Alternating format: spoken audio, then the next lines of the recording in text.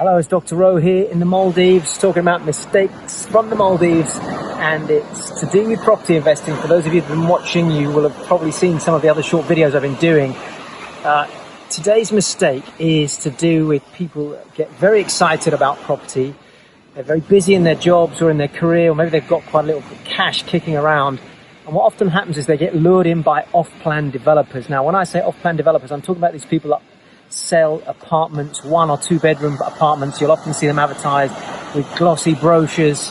When I go speaking internationally onto some of the big stage events, often what will happen is I will be there, and outside in the general public area there are these companies with models and brochures and pictures of these beautiful high-rise apartment blocks being sold to investors. In fact, in places like Singapore, Hong Kong, Australia, often UK developers will be promoting these developments to those people over there, showing them the glossy brochures, showing them where they're located. Often it's East London, South London, Central London, possibly Manchester, Birmingham, those sorts of places.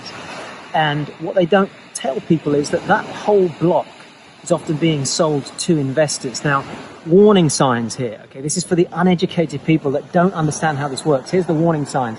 Be careful if a developer is offering you a brand new apartment and telling you, here's number one warning sign, that everyone buying there is an investor. If everyone's buying there an investor, you've got serious challenges in the future because it's exit strategies. If you haven't watched a previous video I did, go and look at exit strategies. There are very few exit strategies on brand new developments. If 100 units or 70 units or 150 units are all being sold to investors, what happens when those investors at some point want to sell those properties on? So for me, one of the things I think you should be looking at is cloister or small developments where there's very few investors, mainly owner-occupiers, people that are living there, helping to give that market a genuine market value. And even then, with a brand new development, it's very, very rare that the market value they tell you is the market value is really the market value, because they've just created that market value. And that's the challenge you've got. So one of the things to look for is, are there lots of investors buying there? Number 2, if they offer you a guaranteed rent, it's usually for 1 year, maybe 2 years. Imagine 60, 80, 100 investors all buying there, getting a guaranteed rent on tenants that may be there, may not be there.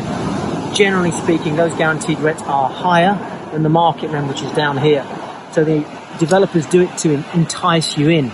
And of course, the challenge you've got now is you're there for a year with a guaranteed rent, along with all the other investors. And what happens at the end of that period is it comes off a cliff, because you, along with another 88, 98, 99, 100 other investors, have suddenly got a property which has come out of guaranteed rent. You go to the local letting agent, the local letting agent says to you, well, there's 100 units there, we can't fill those. In fact, the market rent's about 800 there, 750.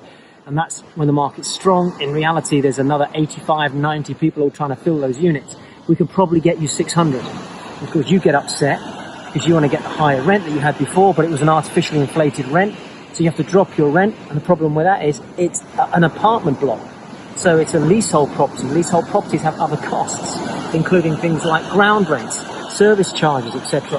So all of a sudden, you've got your mortgage going out, you've got your service charge, your ground rent, you've got your management fee. 9 times out of 10, those properties barely break even. Most of the time, they're actually negatively cash flowing. So my warning signal is this: if you're a brand new property investor, don't be lured in by off-plan developments. I was teaching just recently for the Legacy Education Group on a 3-day basic training.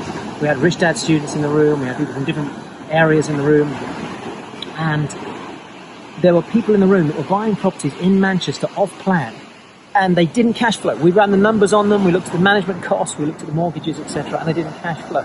So we literally had to tell them, if you buy these properties, you're likely to lose somewhere in the region of £20,000 to £25,000. One gentleman's wife was at home and she was so adamant that she wanted to own an investment property. She said to him, no, don't worry, let's just go for it. I'm sure we'll get some capital growth. Well, that's a buy and a hope strategy. That's all that is.